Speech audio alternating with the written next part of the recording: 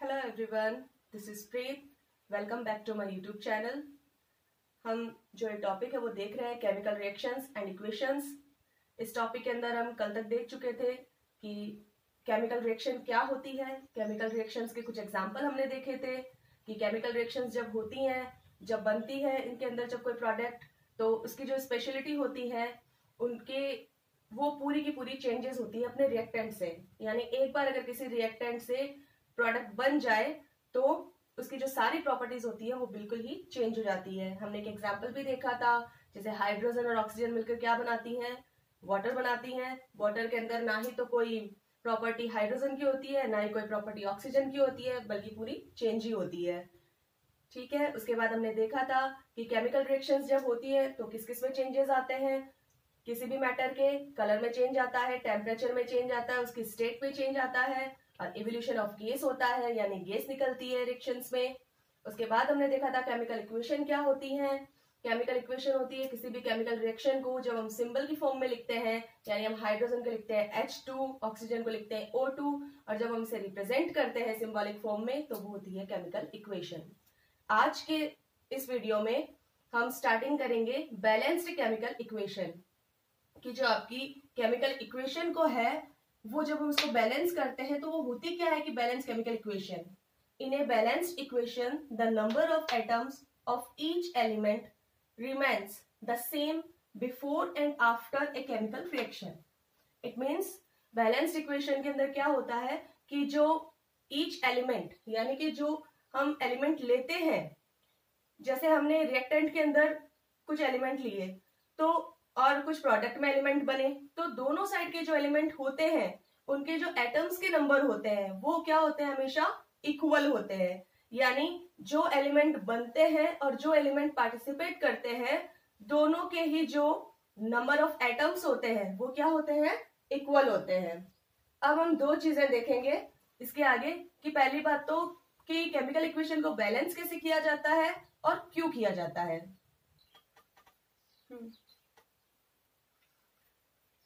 Next हमारा जो topic है, how do we balance a chemical equation. हमने ये तो बता दिया कि बैलेंस इक्वेशन क्या होती है। अब उस इक्वेशन को बैलेंस करते कैसे हैं, इसके लिए हमें एक एग्जांपल लेना पड़ेगा।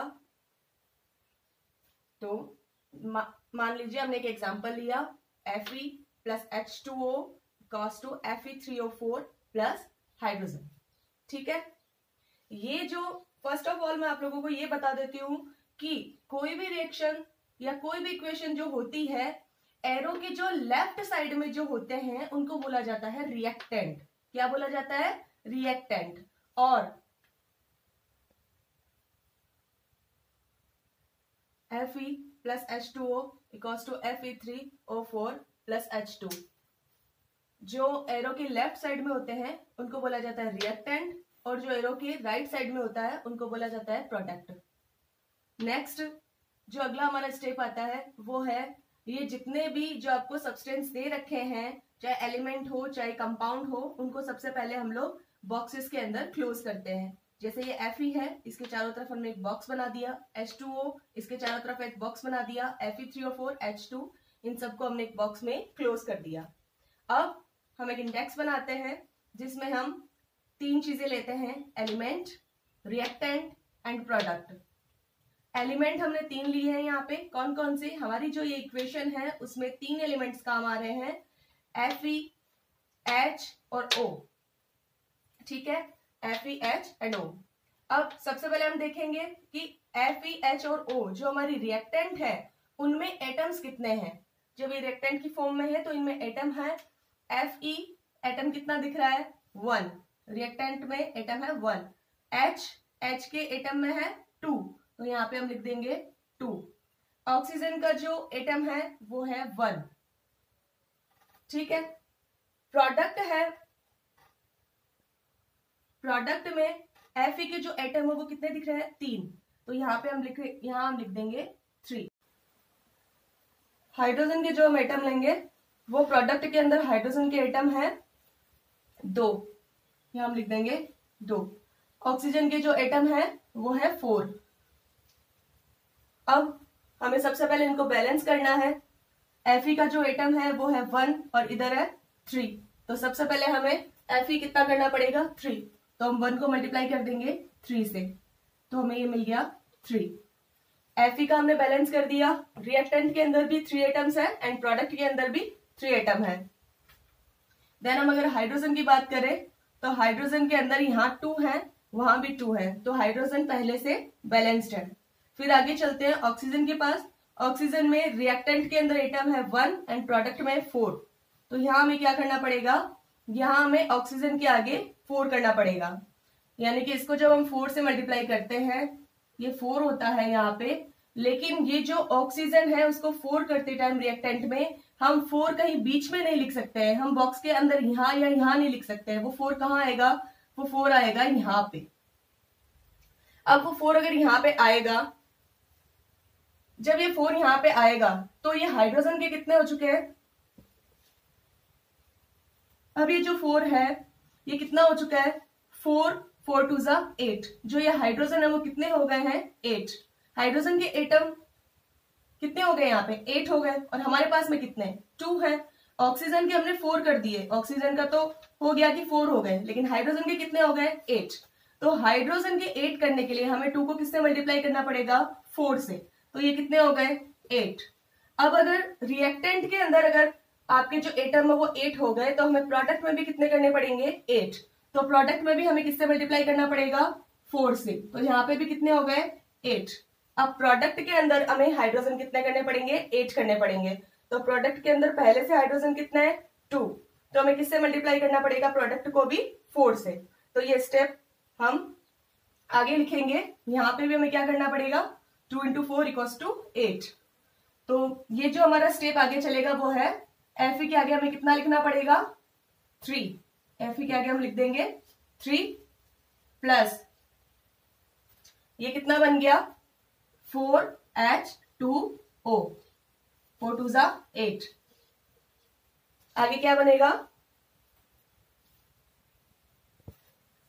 तो नेक्स्ट स्टेप में हो गया Fe के आगे कितने एटम हो गए 3, तो ये बन गया 3Fe, और H2O के आगे हमें लिखना पड़ेगा 4, 4H2O, then Fe3O4 plus 4H2।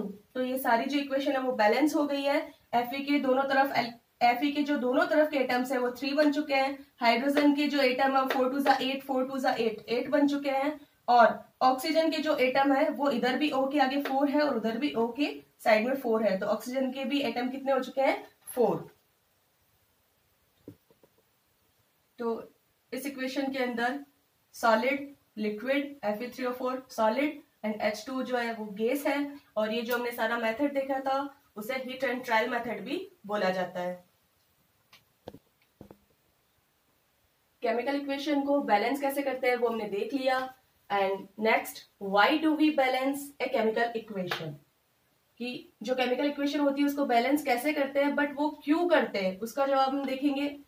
आप सबने पढ़ रखा होगा according to law of conservation of mass, जिसको हिंदी में बोला जाता है द्रव्यमान संरक्षण का नियम। According to law of conservation of mass, mass is neither created nor destroyed in a chemical reaction, कि जो मास होता है वो किसी भी केमिकल रिएक्शन में ना तो क्रिएट होता है, ना बनता है, नॉर डेस्ट्रॉय, और ना ही खत्म होता है। So the total mass of product must be equal to the total mass of the reactant. So the total mass of product, तो जो आपके प्रोडक्ट्स का जो पूरा मास होता है, टोटल मास होता है, वो आपके रिएक्टेंट के टोटल मास के इक्वल होता है। यानी आप कोई भी जब केमिकल रिएक्शन करते हैं तो उसके लेफ्ट एंड राइट साइड में, यानी रिएक्टेंट और प्रोडक्ट दोनों साइड के जो एलिमेंट्स होते हैं उनके मास कैसे होते हैं, इक्वल होते हैं। It means the number of atom of each on both the side should be equal in a chemical equation. So इसका मतलब ये है कि केमिकल इक्वेशन में आप जो भी एटम्स लेते हैं, जितने भी एटम्स लेते हैं, मतलब सारे एलिमेंट्स के जो एटम होते हैं, यानी किसके सारों के, रिएक्टेंट के और प्रोडक्ट के, दोनों साइड के जो एलिमेंट होते हैं उनके एटम्स, नंबर ऑफ एटम्स हमेशा कैसे होते हैं, इक्वल होते हैं। तो इसका जवाब यही होगा कि हम किसी भी केमिकल इक्वेशन को बैलेंस इसलिए करते हैं ताकि उनके दोनों साइड के जो एलिमेंट्स हैं, उनके जो एटम है वो हमेशा क्या हो, इक्वल हो। और ऐसा क्यों होता है, according to the law of conservation of mass. Next, types of chemical reactions. जो केमिकल रिएक्शंस होती है वो कितने टाइप की होती हैं और कौन कौन सी होती हैं, जिनमें से फर्स्ट है कॉम्बिनेशन रिएक्शन। कॉम्बिनेशन रिएक्शन का मतलब नाम से पता चल रहा है, जब दो एलिमेंट कंबाइन होकर एक कंपाउंड बनाते हैं, दो या दो से ज्यादा सब्सटेंस मिलकर एक नया सब्सटेंस या एक नया कंपाउंड मिलाते हैं, तो उसे क्या बोलते हैं, कॉम्बिनेशन रिएक्शन। सेकंड है डिकम्पोजिशन रिएक्शन। डिकम्पोजिशन का मतलब होता है दो टुकड़ों में बंटना। इसका मतलब ये होता है कि एक कंपाउंड का टूटकर दो एलिमेंट्स या दो सब्सटेंस बनाना। कॉम्बिनेशन में तो क्या था, जब कॉम्बिनेशन के अंदर क्या था, जब दो एलिमेंट्स मिलकर एक कंपाउंड बनाते हैं। डिकम्पोजिशन में एक कंपाउंड टूटकर दो एलिमेंट्स बनाते हैं। डिस्प्लेसमेंट रिएक्शन, जिसके अंदर एक कंपाउंड में से जो स्ट्रॉन्ग कंपाउंड होता है वो दूसरे में से उसके एलिमेंट को अपनी जगह से डिस्प्लेस कर देता है, यानी हटा देता है। नेक्स्ट है डबल डिस्प्लेसमेंट रिएक्शन। इसके अंदर क्या होता है, इसके अंदर दोनों कंपाउंड में क्या होता है, जो आयंस होते हैं उनका आपस में एक्सचेंज होता है। Next oxidation and reduction. Oxidation में ऑक्सीजन जुड़ती है, हाइड्रोजन निकलती है। रिडक्शन में हाइड्रोजन जुड़ती है, ऑक्सीजन निकलती है। ये तो मैंने आपको सिर्फ ये जो नाम है वो बताए हैं और नॉर्मली मैंने आपको समझाया है। आगे हम इनके बारे में थोड़ा ब्रीफली डिस्कस करते हैं, ठीक है। फर्स्ट ऑफ ऑल हम पढ़ेंगे कॉम्बिनेशन रिएक्शन। जैसा कि मैं आपको बता चुकी हूं कि वो रिएक्शन जिसमें दो या दो से ज्यादा सब्सटेंस या एलिमेंट्स मिलकर एक कंपाउंड बनाते हैं वो कॉम्बिनेशन रिएक्शन होती है। सपोज ए एंड बी दो एलिमेंट हैं, ये दोनों जुड़कर और क्या बना रहे हैं, एक कंपाउंड, एक प्रोडक्ट बना रहे हैं ए बी। यानी कंबाइन का मतलब होता है आपस में जुड़कर एक नया प्रोडक्ट बनाना। The reaction in which two or more elements और रिएक्टेंट, एक ऐसी रिएक्शन जिसमें दो या दो से ज्यादा एलिमेंट या रिएक्टेंट मिलकर कंबाइन टुगेदर, साथ साथ मिलकर, to form a single product of a compound are called combination. जिसके अंदर दो या दो से ज्यादा एलिमेंट मिलकर आपस में जुड़कर ए single product or a compound, एक सिंगल प्रोडक्ट या कंपाउंड बनाते हैं, उन्हें कॉम्बिनेशन रिएक्शन कहते हैं। Example, burning of a coal यानी कोयले का जलना, जिसमें C+O2 equals to CO2। C solid, oxygen gas, दोनों मिलकर CO2 कार्बन डाइऑक्साइड एक गैस बना रही हैं। Second example, hydrogen and oxygen दोनों मिलकर क्या बनाती हैं, वाटर। तो ये आपकी होगी कॉम्बिनेशन रिएक्शन। सेकेंड रिएक्शन है हमारी डीकम्पोजिशन रिएक्शन। डीकम्पोजिशन नाम से पता चल रहा है, जैसे पिछली रिएक्शन में हमने देखा था कि दो एलिमेंट जुड़कर एक कंपाउंड बनाते हैं, ये उसकी जस्ट अपोजिट है। डीकम्पोजिशन में होता है कि एक कंपाउंड टूटकर दो या दो से ज्यादा एलिमेंट्स में टूट जाता है। Meaning of decomposition is breaking of a compound. जो डीकम्पोजिशन का मीनिंग होता है वो होता है एक कंपाउंड का टूटना, breaking of a compound. The reaction in which a compound splits into two or more elements are called decomposition reaction। एक ऐसी रिएक्शन जिसमें एक कंपाउंड दो टुकड़ों में टूट जाता है, दो या दो से ज्यादा एलिमेंट्स में, यानी एक कंपाउंड टूटकर दो या दो से ज्यादा एलिमेंट्स बनाता है, उसे डीकम्पोजिशन रिएक्शन कहते हैं। यानी कि जैसे पिछली बार हमने देखा था कि A+B मिलकर AB बनाते हैं, इस बार AB टूटकर A+B बनाता है, यानी इस बार रिएक्टेंट टूटकर दो या दो से ज्यादा प्रोडक्ट बनाता है। एग्जाम्पल, CaCO3, इसको बोला जाता है कैल्शियम कार्बोनेट, जिसको बोलते हैं लाइमस्टोन। लाइमस्टोन मतलब चूने का पत्थर। Cos2 ये टूटता है किसमें, CaO calcium oxide plus CO2 carbon dioxide gas. CaO को क्विक लाइम भी बोला जाता है, यानी बुझा हुआ चूना भी बोला जाता है। अब डिकम्पोजिशन रिएक्शन के बारे में पढ़ तो लिया कि होता क्या है, लेकिन डिकम्पोजिशन रिएक्शन के 3 टाइप्स होते हैं। उन 3 टाइप्स में फर्स्ट होता है थर्मल डिकम्पोजिशन, सेकंड होता है इलेक्ट्रोलाइटिक डिकम्पोजिशन एंड थर्ड होता है फोटो डिकम्पोजिशन। अब ये तो हमें पता है कि तीनों में जो डिकम्पोजिशन यूज हो रहा है, इट मीन्स एक कंपाउंड टूट रहा है, compound is break down into 2 substance or 2 element. But thermal का जो मतलब है, जो थर्मल का मीन है वो है हीट, इलेक्ट्रोलाइटिक इसका मतलब है इलेक्ट्रिसिटी एंड फोटो इसका मतलब है लाइट। यानी इसमें थर्मल डिकम्पोजिशन में जो प्रोसेस होगी, जो रिएक्शन होगी, this is carried out by heating, okay. And जो इलेक्ट्रोलाइटिक डिकम्पोजिशन है उसमें आएगा carried out by electricity, and photo decomposition में होगा कैरिड आउट बाय लाइट। ये जो तीनों टाइप्स हैं, इनके अंदर आपको ये वर्ड याद रखना है, हीट, इलेक्ट्रिसिटी एंड लाइट। इन तीनों के बारे में हम ब्रीफली भी डिस्कस करेंगे विद एग्जाम्पल, लेकिन ये जो हम डिस्कस करेंगे वो हम करेंगे नेक्स्ट वीडियो में। तो आज के वीडियो में बस इतना ही। Thank you.